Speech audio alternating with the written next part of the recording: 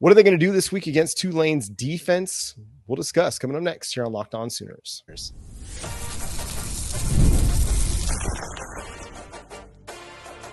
You are Locked On Sooners, your daily podcast on the Oklahoma Sooners. Part of the Locked On Podcast Network, your team every day. Again, thank you for making Locked On Sooners your first listen every single day. Also, go check out Locked On SEC to get ready for a big weekend of college football, especially in the SEC. Some really intriguing matchups. BC at Mizzou, Georgia at Kentucky, LSU at South Carolina, Alabama at Wisconsin. A lot of really fun matchups. Go listen to Chris Gordy as he's going to break them all down for you this week as you get ready for the weekend. But, Jay, as you look at Tulane's defense and Oklahoma's offense, what do you think Oklahoma has to do offensively to be able to win against Tulane's defense?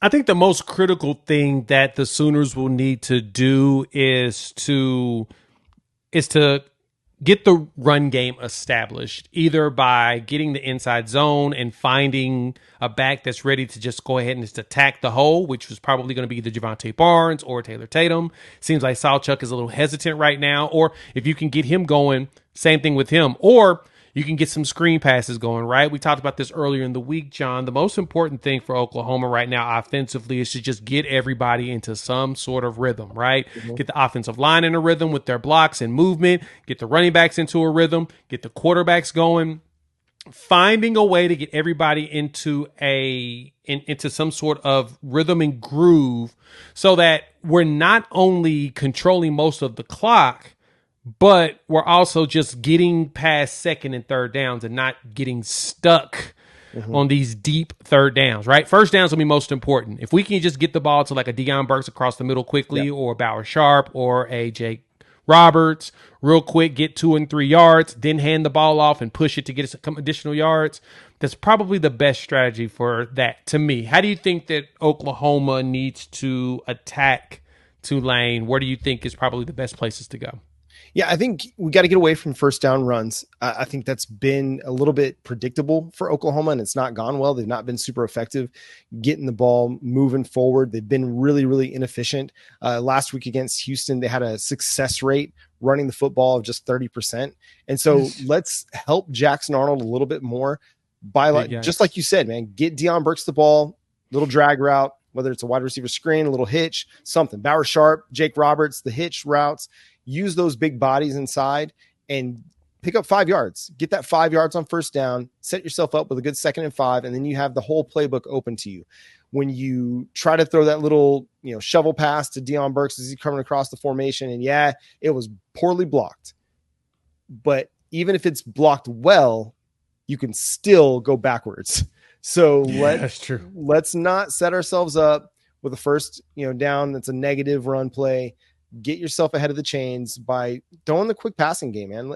I know Jackson Arnold's got the big arm and we want to see big, deep balls and we want to get the ball down the field, but let's really focus in on the quick passing game, get the ball out of his hands quickly, get the ball into your quick wide receivers' hands so they can make some things happen after the catch, or even just, again, 5 yards in a cloud of dust, right? Like I know that's, the old saying back in the day was 3 yards in a cloud of dust back in the old NFL, but in the new age offense, just keep moving the ball. I don't care if it's 5 yards, 4 yards, just keep moving the ball, get yourself in the manageable down in distances, be efficient with the ball. If they can do that offensively, I think that'll really go a long way to helping them to have a productive day. Just don't force things, man. Don't force things down the field, whether you're Jackson Arnold or Seth Luttrell or your wide receivers. Just don't force it down the field. There will be something open underneath because you have the speed to really challenge Tulane's defense. The other thing is I think they can and should still try to focus on the running game, but just not being so predictable with every first down play call being a run.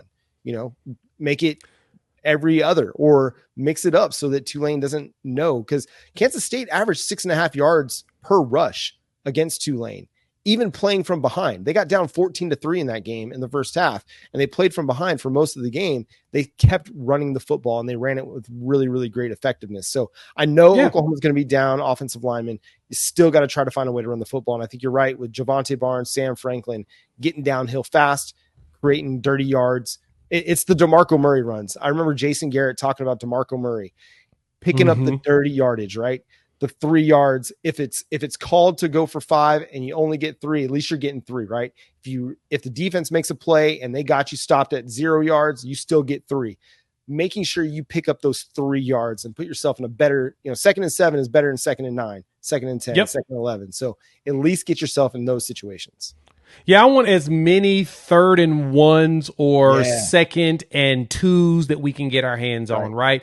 And like you mentioned, not being as predictable with the runs, go with the 2 running back, go 2-back system, a 21 personnel, 22 personnel.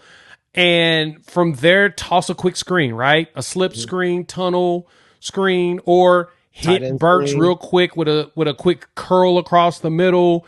Get your tight ends more involved. Heck, give me at 13 personnel. I'm down to see all the tight ends out there running through people. Whatever it takes. I put it this way. Everyone was critical about our offense against Houston compared to UNLV, but UNLV runs a very gimmicky offense, right? That go-go offense is considered very gimmicky. Lots of misdirection, lots of just, a lot of things going on, right?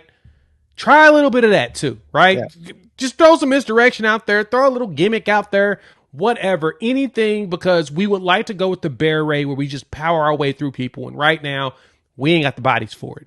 So you need to lighten up on that portion of it. Like you said, not to be so predictable. If you put the 2-back set in there and you throw a screen here, and the next time you get 2-back set and you run it down their throat, ain't nobody gonna be prepared for that. They don't know what's gonna be less predictable on some of those plays.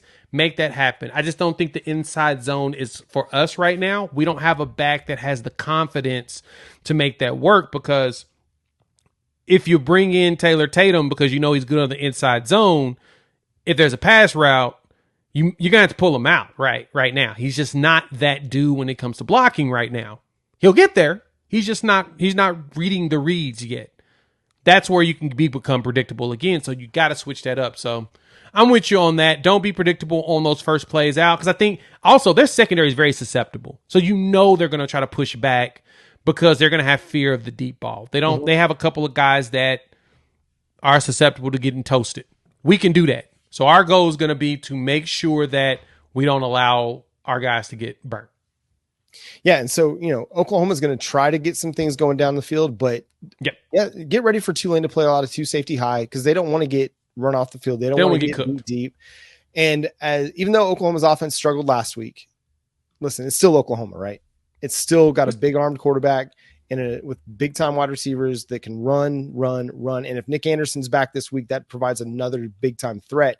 I also would like to see like 10 tight end targets combined between Jake Roberts and Bauer Sharp, just because, listen, they've been effective when they've been a part of the offense, and not just, the stuff you did with Jake Roberts with the RPO, when you're trying to throw that little jump pass or whatever, get him involved, like throw those option routes, throw the Jason Witten route, the Y option, where he's either running a curl or he's running an out. Like, it's a super safe, but it's super effective pass route that can be really, really helpful in your passing game to, again, put you ahead of the chain. So that's another thing I'd like to see, is just get the tight ends more involved, because that is a stable part of your offense right now. When your wide receiver depth is not really stable, production is not really super stable, the chemistry and the communication is not really there.